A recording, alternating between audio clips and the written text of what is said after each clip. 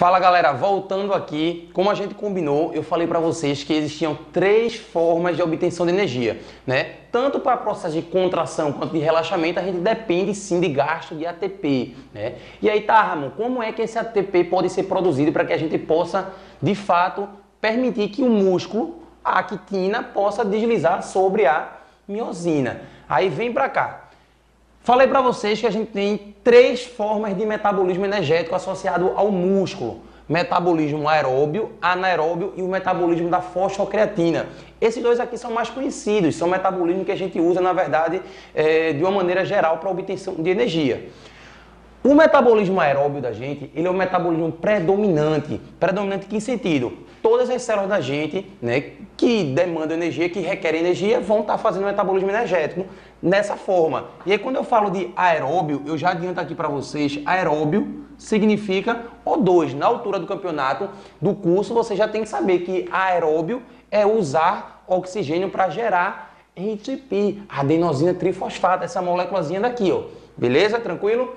E quando eu falo em metabolismo anaeróbio, claro que eu estou falando em um metabolismo que o cara não vai usar oxigênio, sem O2.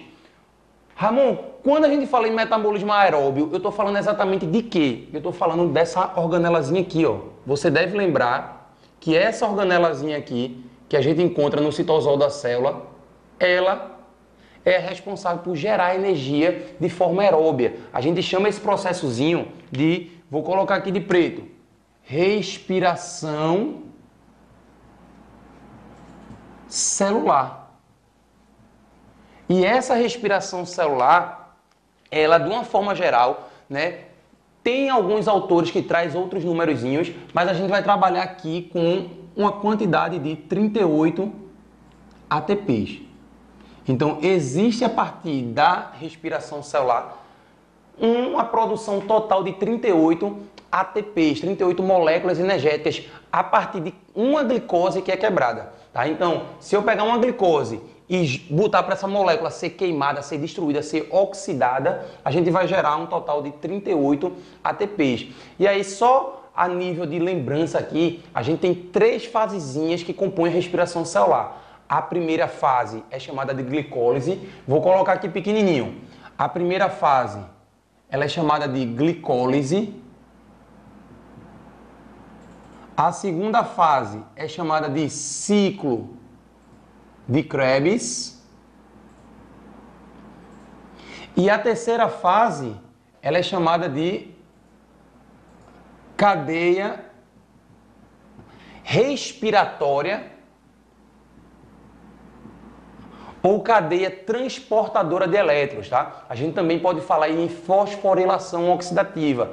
E eu quero que vocês saibam que na mitocôndria, ou seja, nessa organelazinha aqui, a gente tem a ocorrência apenas da segunda e terceira fase.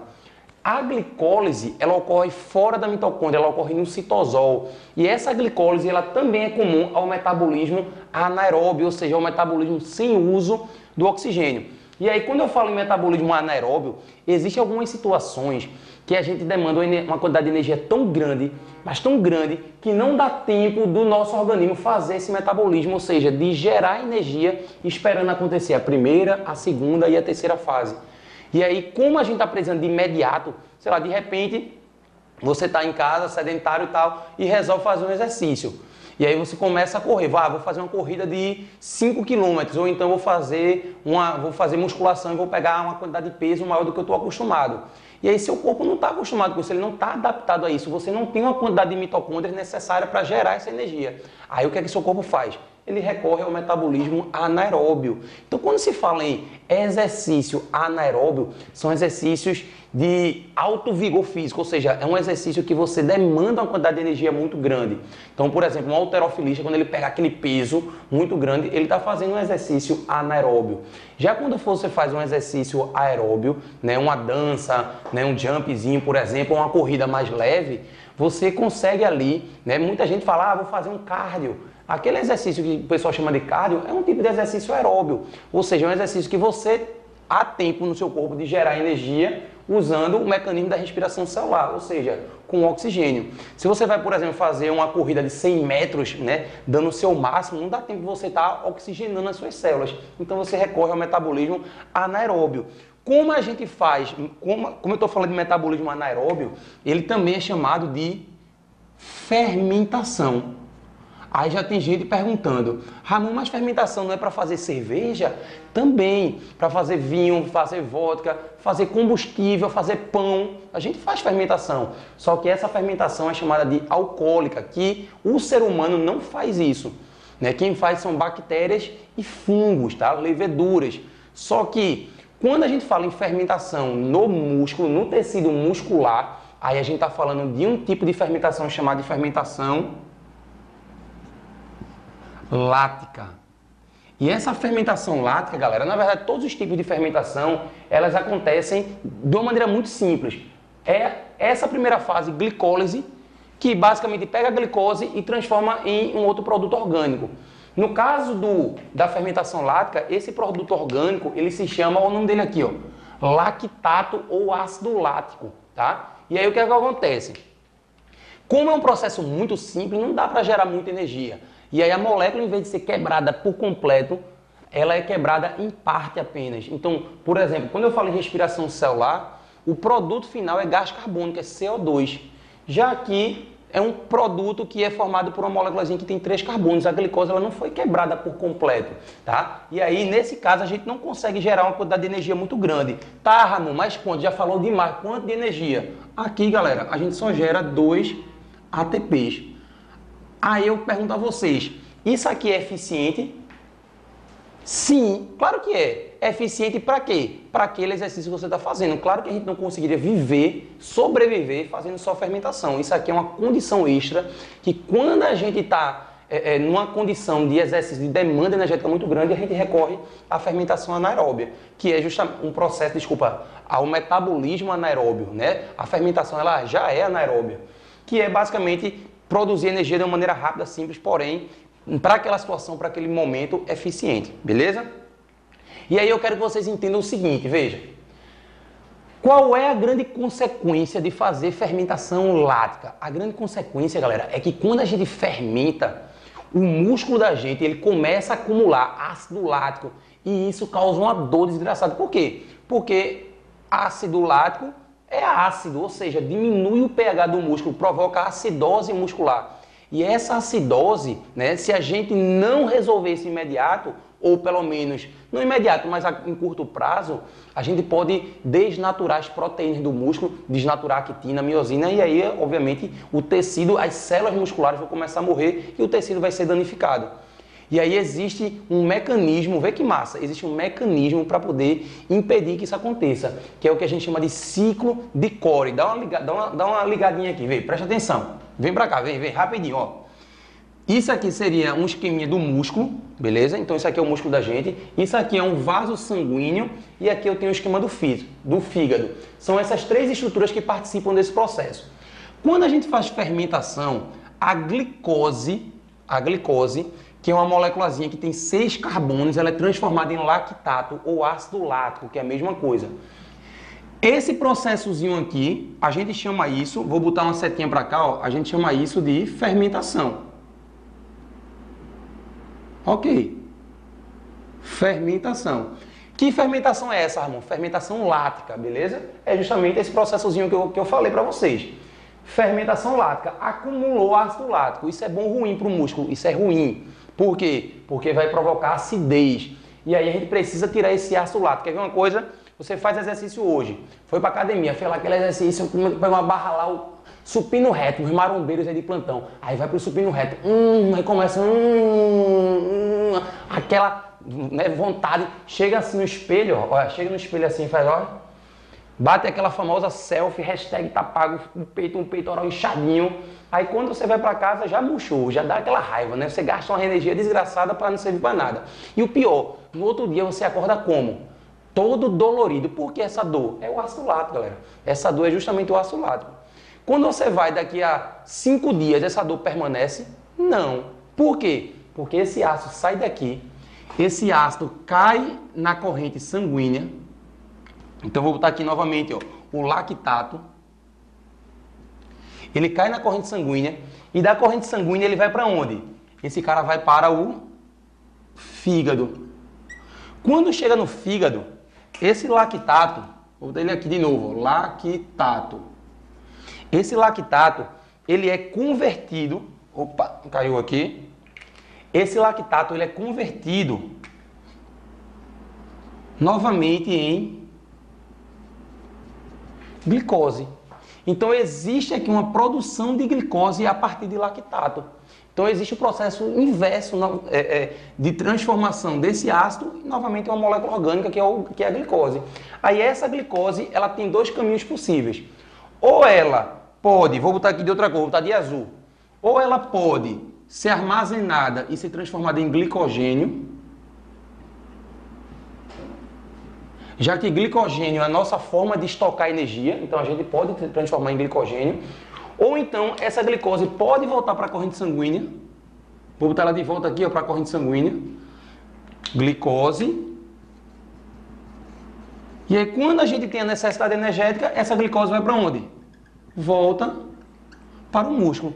E aí essa glicose ela pode ser quebrada via respiração celular, de forma aeróbia, ou então, como está esquematizado aqui, a glicose pode ser transformada em ácido lático por meio do metabolismo anaeróbio, ou seja, por meio da fermentação lática. Esse ciclozinho aqui, ó, que eu estou mostrando para vocês, é isso que a gente chama de ciclo de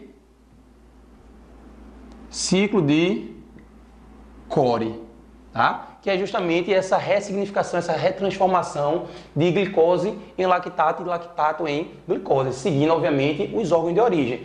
Da mesma forma que essa glicose pode ser transformada em lactato aqui, ela também pode seguir esse caminho e ela ser transformada no músculo em glicogênio.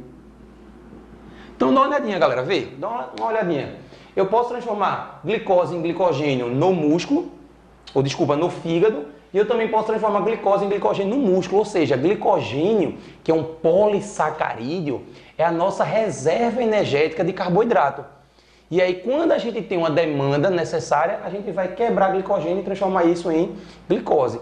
Cada etapazinha dessa daqui recebe um nomezinho específico, tá? Então, por exemplo, glicose em lactato, a gente já escreveu aqui, fermentação. Mais especificamente, nessa altura você já sabe que a gente está falando da fermentação lática.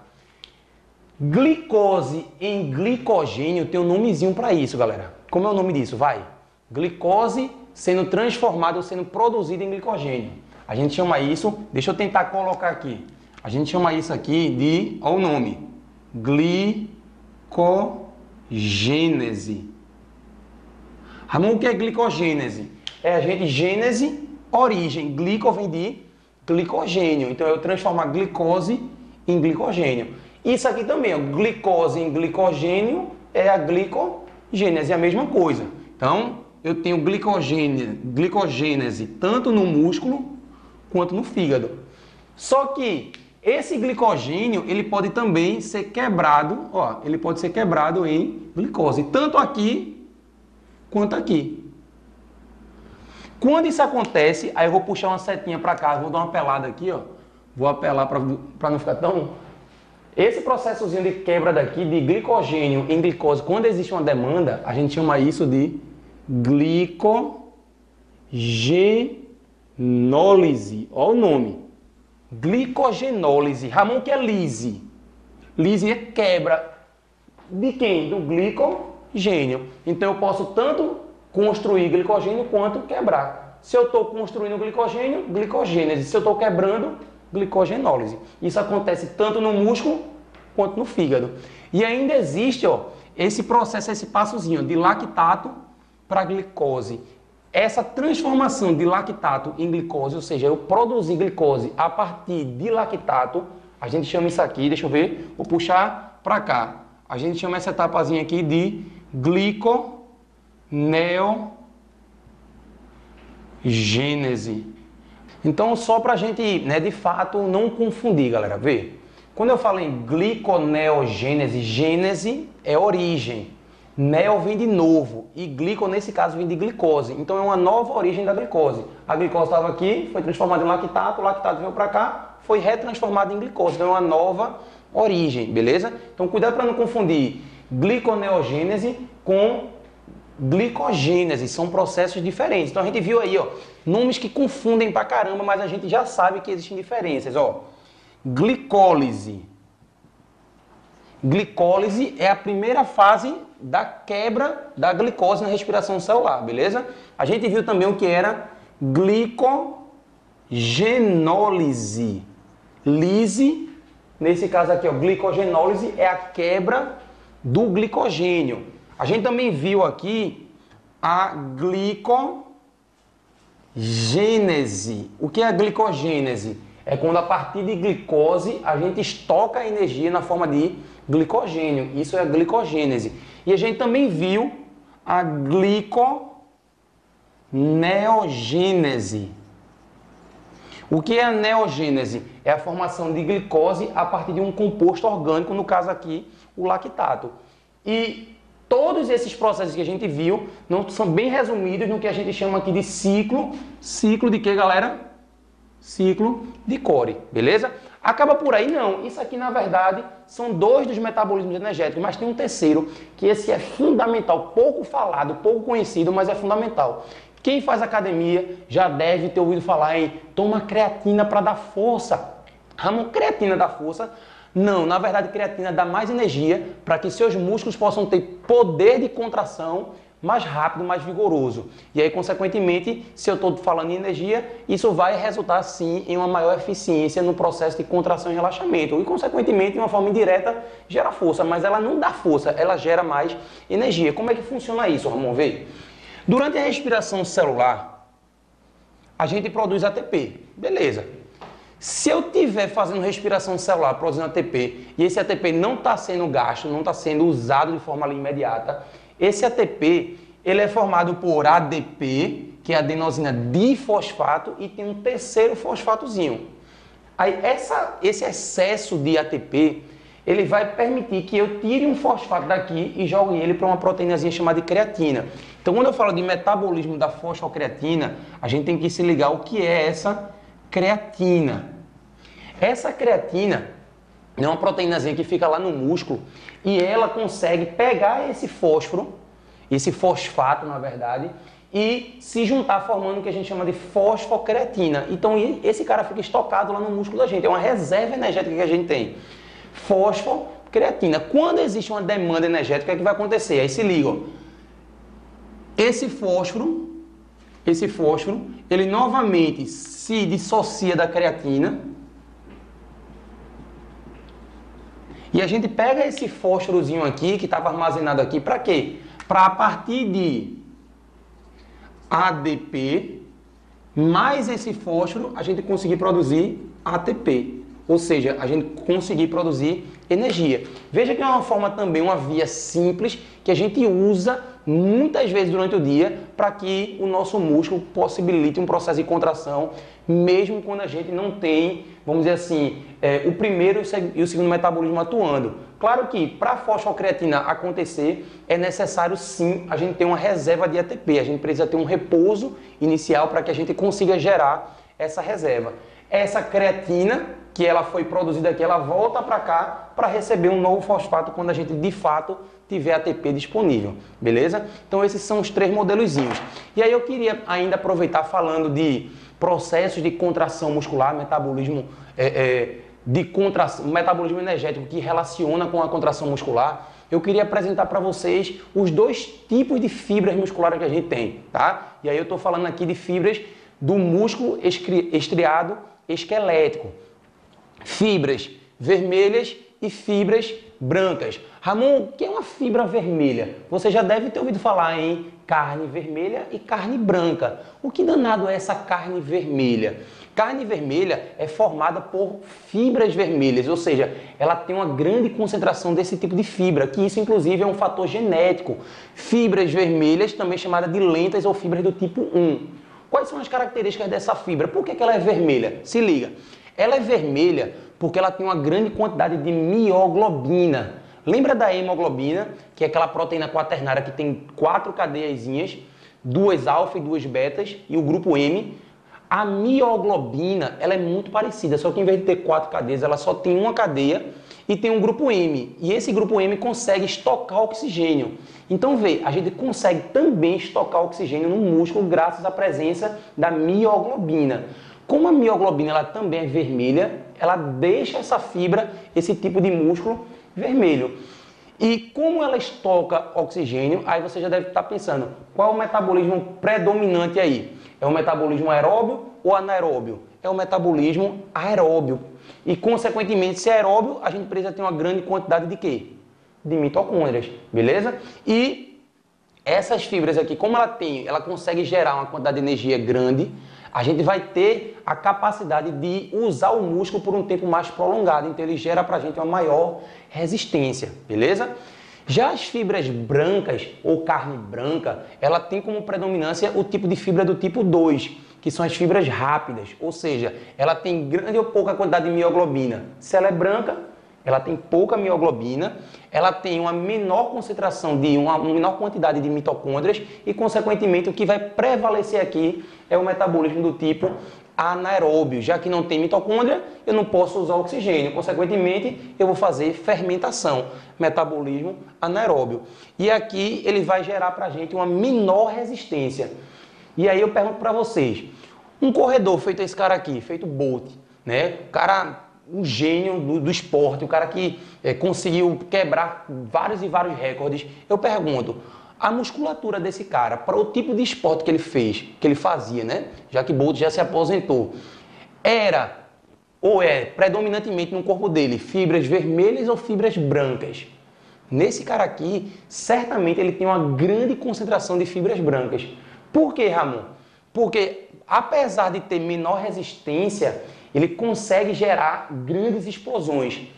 Diferente de quem tem fibras vermelhas em grande quantidade. São atletas que eles têm uma grande resistência e têm uma durabilidade maior no uso dessa musculatura. Então, por exemplo, se eu estiver falando de um maratonista, por exemplo, pode ter certeza que um maratonista ele tem fibras vermelhas em maior quantidade do que fibras brancas. Lembrando que todo mundo tem dos dois tipos, a diferença está na concentração.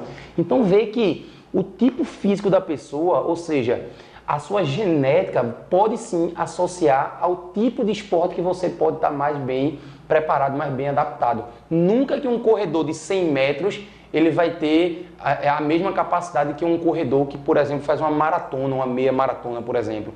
É diferente, a musculatura age de forma diferente devido ao metabolismo energético que a gente está falando, beleza? Inclusive, vê que loucura isso, vê que paranoia. Tem pessoas hoje que, ao ter filho, antes de ter, na verdade, eles buscam em bancos de esperma, né, características genéticas que possam possibilitar aquele indivíduo que vai nascer a já ter uma predisposição genética para um determinado tipo de esporte. Vê que loucura isso. Mas acontece, se eu sei que aquele gene ou aquele conjunto de genes vai me trazer uma maior proporção de fibras vermelhas, eu já posso ir conduzir ele para um determinado tipo de esporte. Ramon, isso acontece mesmo? Acontece, né? Felizmente ou infelizmente já tem muita gente trabalhando nesse sentido, meio que para induzir mesmo o indivíduo a seguir uma carreira esportiva determinada. Beleza? Tranquilo? E para a gente finalizar tecido muscular, só fica faltando agora a gente entender quais são as principais diferenças de tecido esquelético, cardíaco e liso, tá? E aí eu quero chamar a atenção para vocês do seguinte momento aqui. Quando eu falo em tipos de tecidos musculares ou tipos musculares, a gente tem uma série de características que vale a pena a gente destacar, galera, tá? Inclusive de tudo que eu falei hoje sobre tecido muscular, propriamente dito, isso é o que mais vem cair na prova. Então essa tabelinha aqui, ela vai salvar a sua vida. Preste atenção, veja. Quando eu falo em estriado esquelético, aí eu estou falando de um tecido que está mais associado a quem? Aos ossos. Então, é o cara que fica ligado lá ao periósteo. Lembra por tendão que eu falei? Os tendões, ele liga o músculo ao osso, tá? E aí a gente está falando de músculo estriado esquelético. Já o estriado cardíaco, adivinha onde é que a gente encontra? O nome já está dizendo. Ele está associado ao coração, é o miocárdio. E o músculo liso, esse músculo a gente pode encontrar esse cara em maior quantidade, vamos dizer assim, em diferentes órgãos, vamos dizer. Né? Quando eu falo em músculo liso ou musculatura lisa, eu posso encontrar, por exemplo, ele recobrindo ou revestindo vísceras, órgãos internos, estômago, intestino, esôfago. Você já deve ter ouvido também falar, né, nos movimentos peristálticos.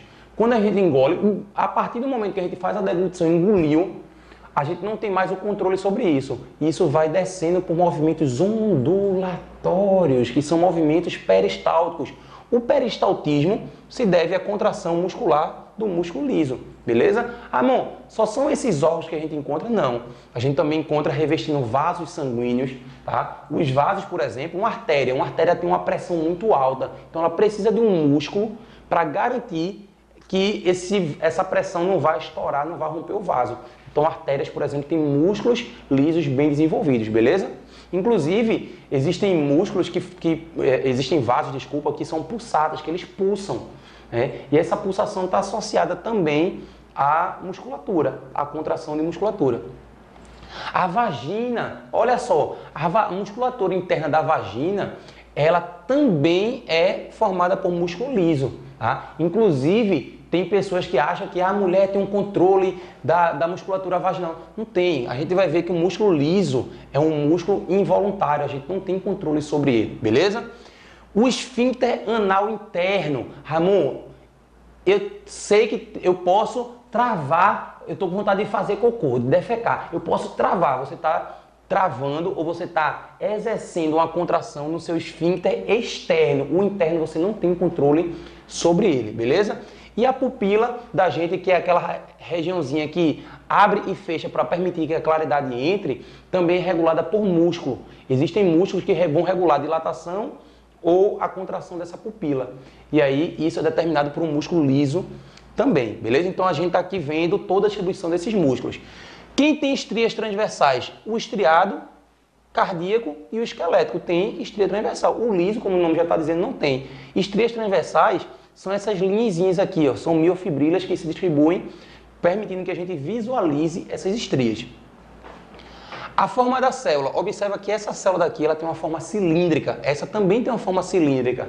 Então aqui é cilíndrica e cilíndrica, só que essa aqui ela é uma cilíndrica ramificada.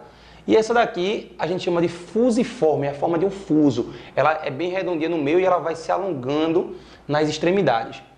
Quanto ao número de núcleos, observe que aqui eu tenho muitos núcleos, é uma célula multinucleada, eu tenho vários núcleos.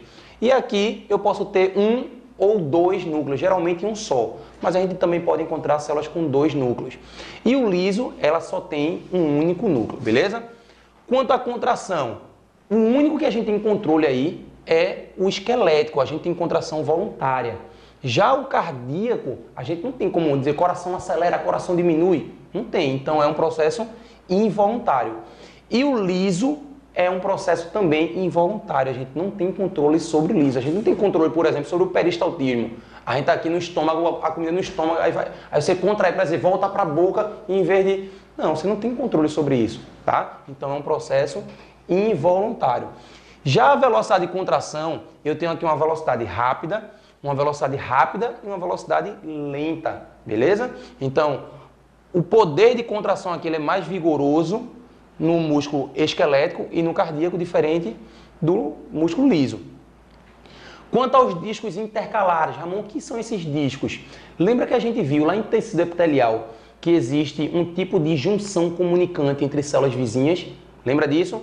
Quando eu falo em junções comunicantes, são aqueles gaps, aquelas uniões entre uma célula e outra que permitem que substâncias entrem e saiam. Quem tem junção comunicante ou discos intercalares é o estriado cardíaco. Aqui está ausente, aqui está presente e aqui está ausente.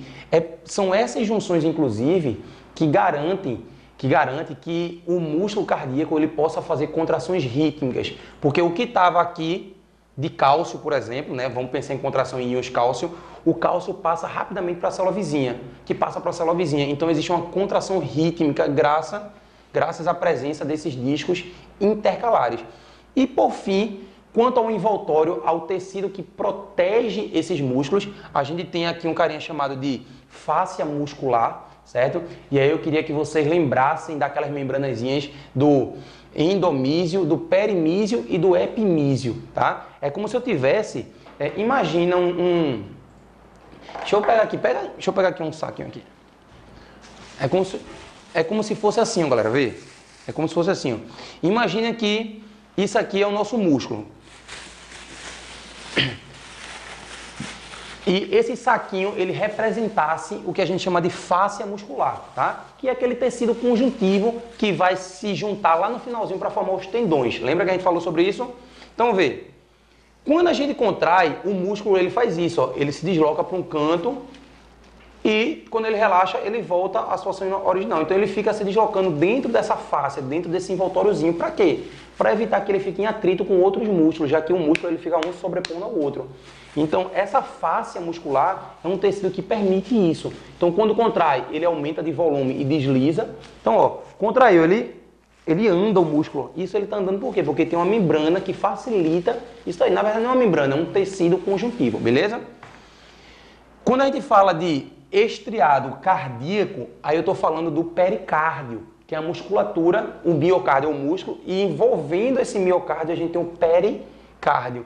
E o liso, a gente chama esse envoltório de túnica adventícia, que também é um tipo de tecido conjuntivo que protege, reveste esses músculos, beleza? E com isso, a gente finaliza tecido muscular. Só quero mostrar, apresentar para vocês em uma micrografia, ou seja, uma foto de microscópio óptico, os três tipos de tecido.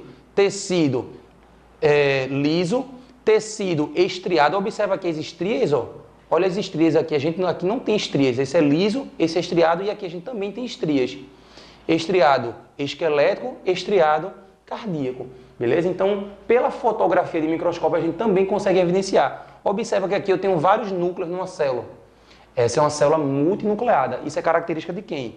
Isso é característica do músculo esquelético. Número de núcleos, eu tenho vários núcleos. Então a gente consegue também identificar olhando essa fotografia, beleza? Então a gente faz aqui um apanhado geral do que realmente é tecido muscular, das características do músculo estriado esquelético, como ocorre o processo de contração, e aí olha aquele processo, o vídeo que a gente apresentou para vocês com detalhe, e a gente viu também o metabolismo energético que envolve a musculatura, falando sobre o que é ciclo de Cori, entendemos também quais são as diferenças dos três tipos de músculo, ok? Principalmente entender que apenas o esquelético é voluntário, a gente tem controle sobre esse cara, ou seja, é o sistema nervoso somático que está agindo. Nesses outros dois aqui, é um outro tipo de sistema nervoso chamado de parasimpático, é o autônomo, simpático e o parasimpático, ou seja, a gente não tem controle sobre eles, beleza? E aí a gente fecha essa aula pedindo para que vocês entendam, montem esses esqueminhas que vai ser sucesso total, beleza? Dúvidas? Não? Claro que se você tiver dúvida, você vai ter todo acesso para que a gente possa sanar qualquer dúvida. Tamo junto, beleza? Toca aqui, isso é biologia, isso é Ramon Gadelha.